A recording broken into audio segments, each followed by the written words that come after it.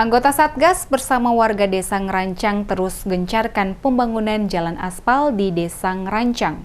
Sementara ini pembangunan jalan aspal telah mencapai 40%.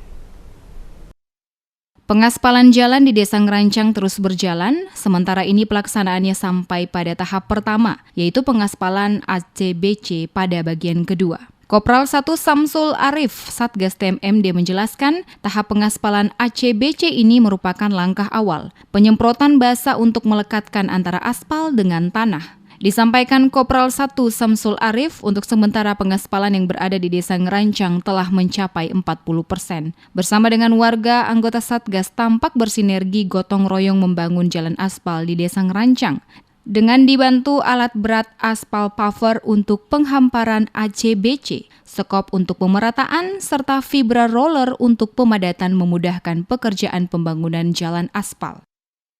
Kegiatan hari ini yaitu pengaspalan ACBC, di mana langkah awal yaitu penyemprotan basah, itu gunanya untuk melekatkan antara aspal dengan tanah.